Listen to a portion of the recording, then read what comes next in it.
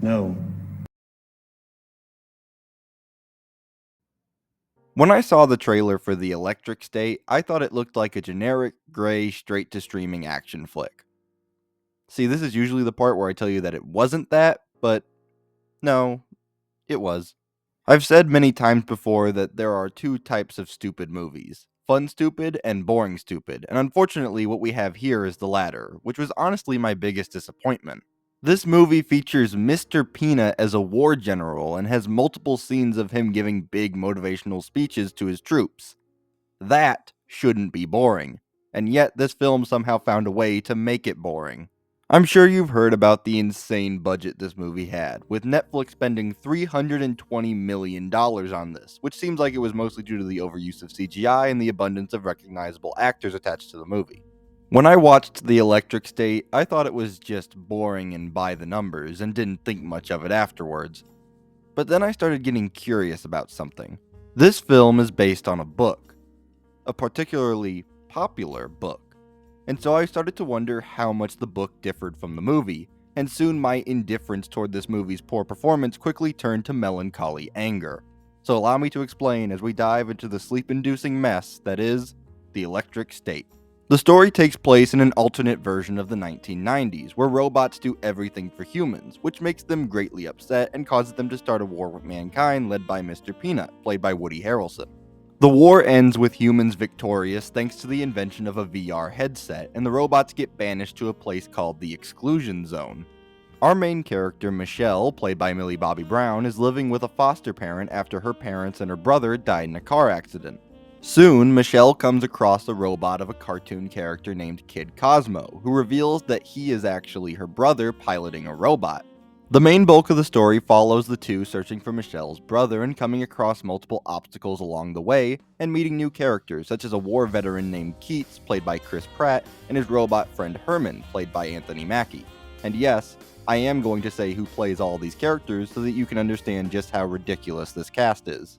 The movie's main issue is that it's just plain boring, and a lot of the reason for that is the characters. Michelle does interact with both Keats and her brother, but never to any meaningful extent. A lot of the time I was watching the film, I was wondering why Chris Pratt's character was even here, considering he doesn't really do much, and I feel like the story would have been more interesting if it was solely focused on the relationship between Michelle and her brother. But enough about the heroes. Let's talk about our antagonist, which definitely exists. There is a bounty hunter, played by Giancarlo Esposito, who is kind of a villain, but is mostly in a morally gray area. And the main villain, played by Stanley Tucci, who, like every other character in this movie, is extremely generic. Netflix spent hundreds of millions of dollars on this movie, so why don't we explore what they spent that cash on and look at the visuals? Not only is this a boring movie to watch, but it's also a boring movie to look at, with the art direction falling into a mess of washed out grays, browns, and beiges. The CGI itself isn't necessarily bad looking, but while watching this, I couldn't help but think that this probably should have just been animated if they were going to do so much CGI. But enough about the movie. I said in the intro that I was greatly disappointed when I did more research into the book that this movie is based on. The book is a slow and atmospheric road trip through a ruined world, and the imagery of the source material mixes the average mundanity of the real world with a new horrific reality that makes for some really striking imagery. The pictures from the Electric State book have an eeriness to them that would have made it really stand out if Netflix had chosen to go with it. The visuals of the book are also much more vibrant than the film, using blues and yellows to paint a picture of this world instead of the washed out colors of the movie. But I think the biggest difference between the book and the Netflix adaptation lies in the messaging.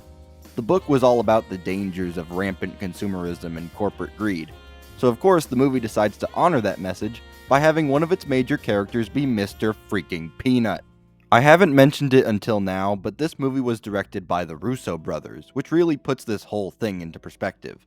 Netflix took a story with an interesting world, unique art style, and interesting theme, and turned it into a Marvel movie.